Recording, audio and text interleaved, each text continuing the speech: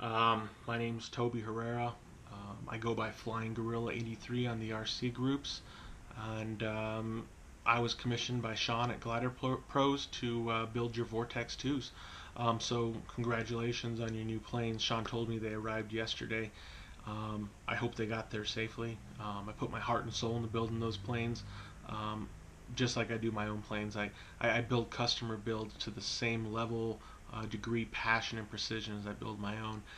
So to me, it's a piece of art. I treat it as such, and I was very pleased with how your planes came out. They all look beautiful and pristine. I wish I could have kept them for myself, but unfortunately I had to ship them to you guys. So I hope you enjoy them as much as I would have. I did go ahead and test fly all four of the planes before we shipped them out to you. They fly straight and level, they climb and lift great, and they launch beautifully. So I know you're going to love the planes when you fly them. This video is quickly just to overview the equipment that's in the Vortex, as well as the transmitter and the programming.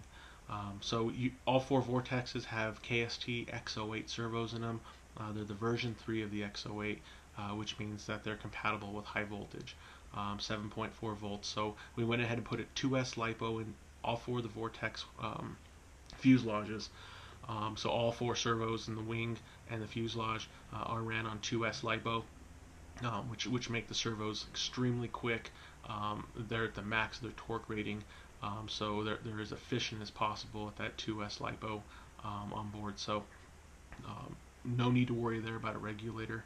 You just go ahead and plug the battery directly into the receiver and you're good to go. Now I went ahead and color coded each receiver with red and black to show you the polarity.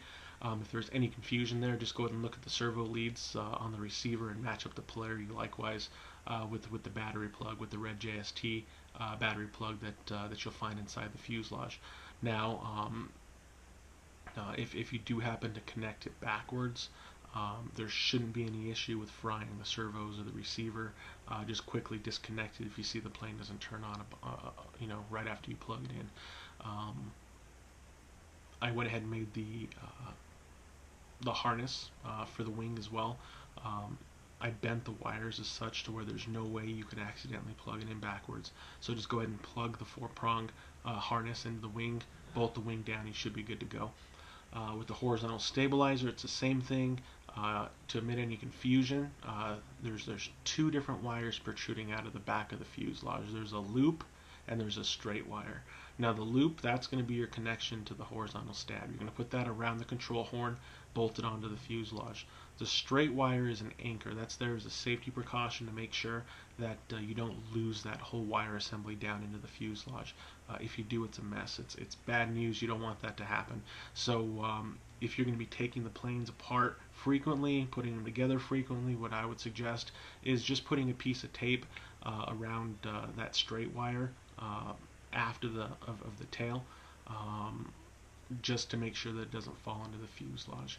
Make that part of your practice, and you'll never find yourself frustrated digging in there with a screwdriver or a hobby knife or a forceps or whatever. And if you feel comfortable enough, you can even put a little bit of CA on that wire and permanently bond it to the fuselage. Whatever's most convenient for you. That's why I left it up for you. So yeah, go ahead and hook up the stab, bolt the wing on, plug it in, make sure everything works. Now, I did go ahead and color code everything for you guys. You'll find on the back of your transmitter, about right here, there's a sticker.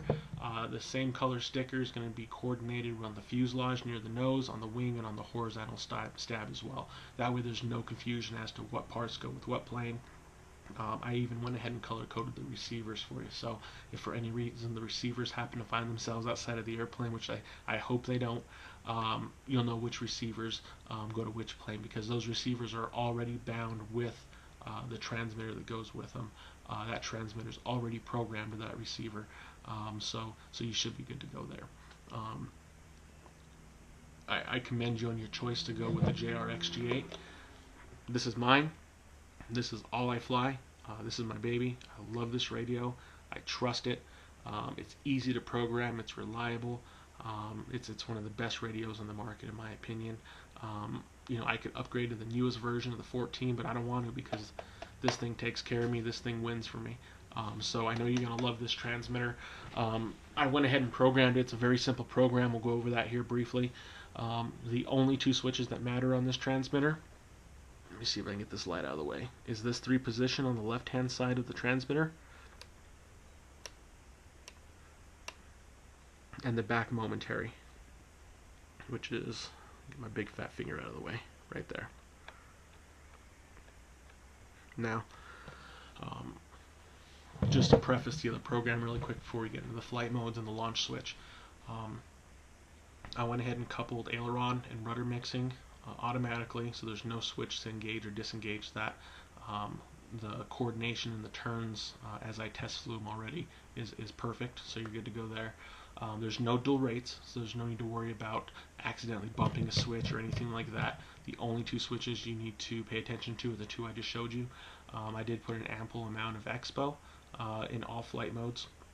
Now exponential, what that does is it makes it a very modest setting towards the center of the stick, and it increases exponentially as you move the stick to its furthest position outboard in any position. So whether you're moving the stick all the way down, or all the way to the left or the right, what have you,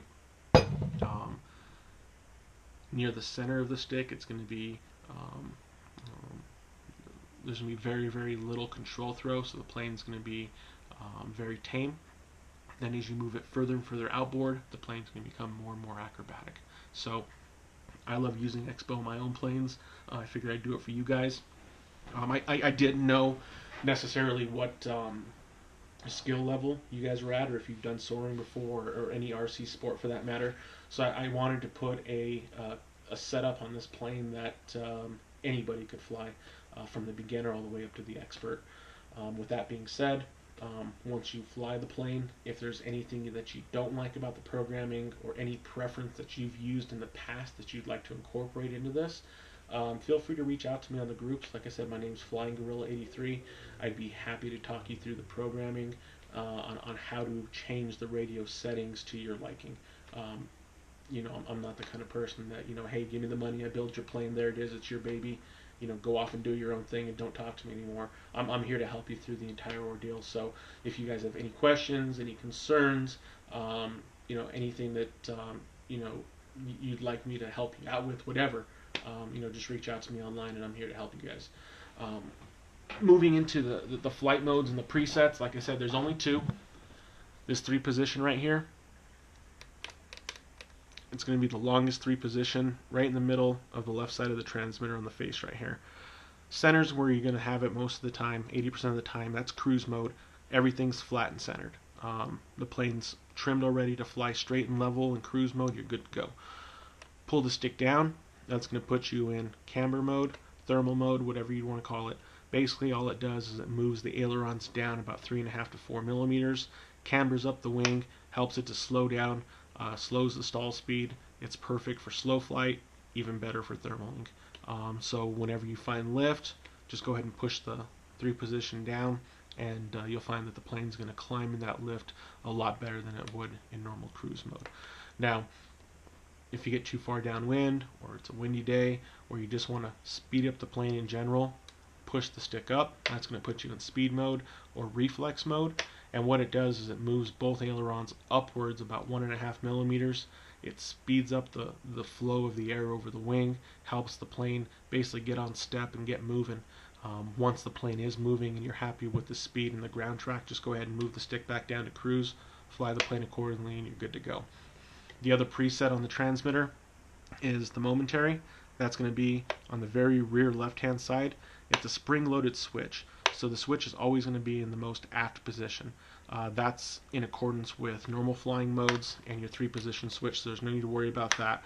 Whenever you're ready to launch the plane, just go ahead and do your DLG motion. As you're doing that, hold this momentary forward, and as you release the plane will transition upward as you're holding that momentary as it gets to about a 60-degree up angle, or wherever you feel most comfortable.